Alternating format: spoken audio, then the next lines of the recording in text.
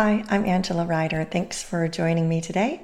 I want to share about a time I was woken out of a deep sleep by some light beings that were physically moving my arms and legs, and why I now do a simple practice every night before bed. You know, most of the times, all the intuitive and psychic stuff is just mundane but helpful insights for whatever is going on in your life. But sometimes it's also a bit weird at the same time. But I always tend to look for, okay, that was weird, but how can I apply whatever's happened or happening to something new, or to look at it or perceive it differently? So this happened about 10 years ago. I went through an intense 2 week period of dreamtime visitations. Light beings were coming in while I slept and working on me. And it was like I was getting some sort of adjustments or attunements. I was waking up a little bit tired, but I did notice that my psychic and energetic perceptions were getting clearer, especially during client sessions. So something was definitely happening. I wasn't too concerned. But one night I woke up because my arms and legs were actually felt like they were physically being moved. And that was definitely a different experience. So there were a few seconds when I woke up and my arms and legs were up, and I actually saw the light beings, and then they dropped my limbs and vanished from my perception. I wasn't afraid. It sort of felt like they had a bit of a oopsie, and hadn't intended to wake me up. They also sort of felt like different beings than the ones I sometimes see in dream time. But, at the time, I was aware that some light beings have never been in a human body, so I just was thinking maybe they slightly miscalculated my hardware. I don't know. I didn't get any direct information other than there was some kind of attunement happening. And then a few nights later, I was woken again, and this time it was like a strong, smoky smell. It was kind of woodsy and sweet, like incense, and I don't use incense. And since it lingered for a long time after I got up, I physically got up and I went and checked everything. I called upstairs to my husband. I checked the windows. I sniffed the outdoor air. It wasn't anywhere but around the bed. And the scent lingered for a long time, but as it faded, I decided, okay, I was just going to sit on the bed, and I scanned the room with my eyes closed and try to connect telepathically and receive some insight. And the impression was sort of like another, "Oops, sorry to wake you." And then there was a pause, and then it was sort of like, "You were just smudging," which made me laugh because I sensed like it was an interpretation that they gave me, so I wouldn't be alarmed at what was going on, or maybe they fried something and needed a cover story. I don't know, but I wasn't worried about it. It felt like there was some kind of new sensory thing happening, and I was open to that. I'm still occasionally visited by my pit crew support team at night, but I haven't had any more of those limb pulling experiences since then, or any celestial smudging. But sometimes when I wake, I can feel it's like I'm getting a brain adjustment, like a finger's in there. And when that's happening and I'm talking to my husband, I just kind of like, hold on, incoming. So I notice that happens too. Maybe that happens for you too. So I'm sharing this because I want to share why it's important for you to set your your sleep space at night. I have lucid dreaming all the time.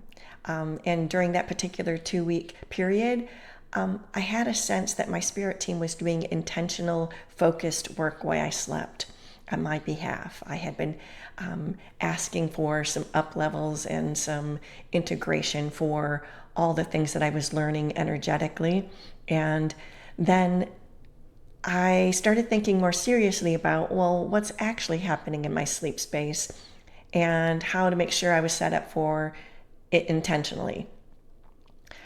A lot of our spirit team work, healing, multidimensional support happens during our dream time, whether we're aware of it or not. So your higher self accesses what my team calls the Akashic pool while you sleep.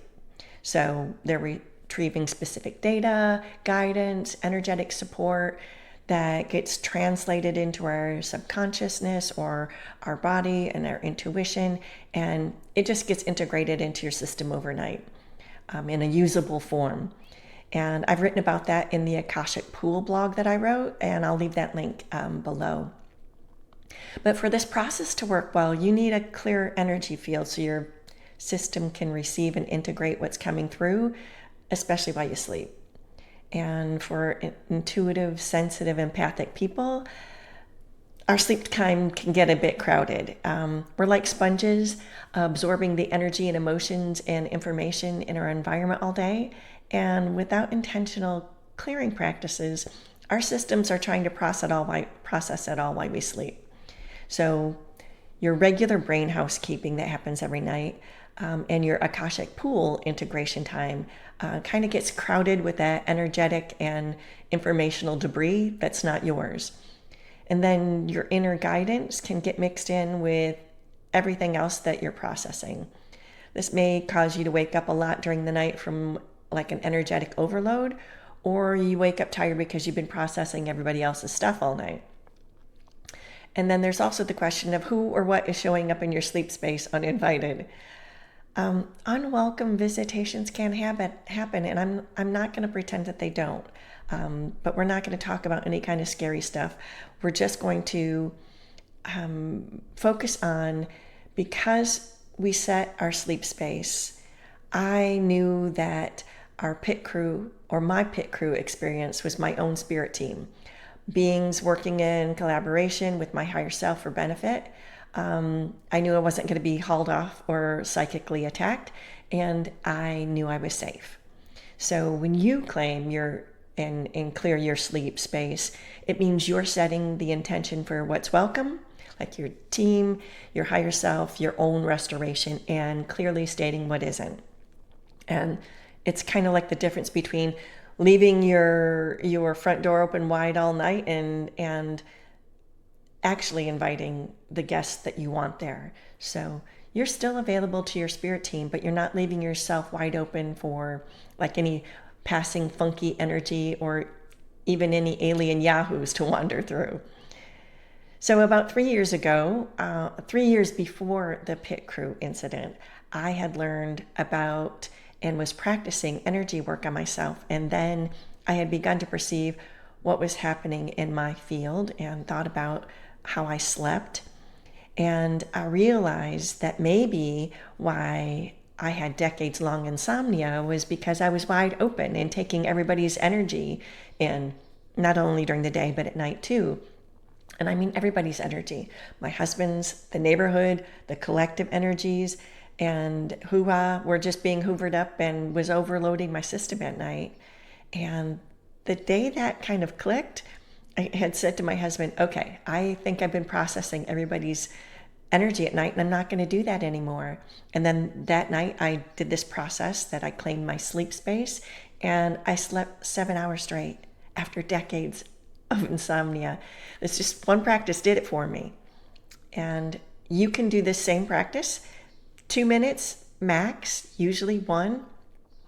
So while you're lying in bed, well, I also want to say something. There's lots of reasons why you might not be sleeping. When menopause hit me, I had to do hormone therapy, which resolved the issue.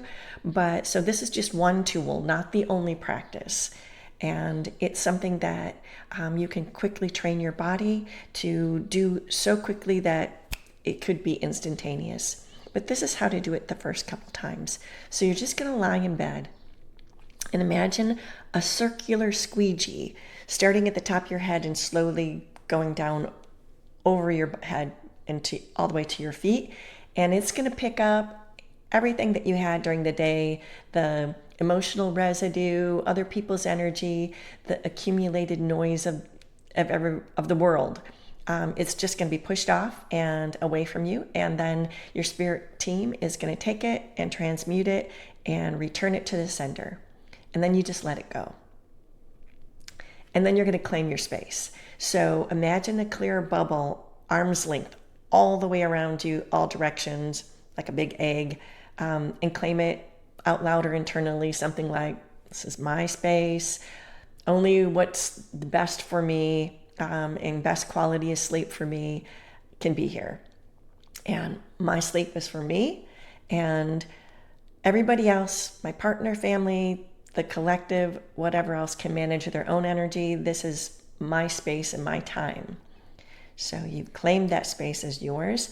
And then invite your spirit team in. Ask your higher self and your spirit team to support your sleep and bring through whatever guidance, integration, or energy work is yours to receive for the night. And if you have something specific that you need help with, this is a great time to ask them to work with it while you sleep, and ask that you receive some insight or clarity in a dream or even when you wake up. And then just reset your energy, because once you've cleared this space, you want to fill it. And so imagine a soft light that builds in your heart, fills your body, and then fills that whole sleep bubble around you. This kind of tells your nervous system, okay, I'm energetically reset. This is my restoration time. I'm done processing stuff for the day. You know, some nights I barely get that squeegee down to my eyebrows and I'm already asleep, but I still do it every single night and it works. This practice is so that you can set your space to receive more clearly and don't use your sleep time for other people's energy. And just trust you are guided 24/7, whether you do this practice or not. Just claiming your sleep space makes the room to more clearly receive what your higher self and spirit team are already bringing to you. It's not mucked up in TikTok videos and all kinds of other stuff. And it also means when something weird does happen in your sleep, you can trust it's your team and not just energetic debris or curious intruders. So tonight, try it and notice how you feel in the morning. And I would love to hear about what works for you, if it works for you, and leave me a comment. If there's something you need help with to gain more clarity or next steps, my sessions can offer insight, context, and energetic support. And that link is in the description. If this resonated, subscribe, because I share this kind of grounded, practical guidance every week. And sometimes I also share the weird stuff too. I'll see you in the next one.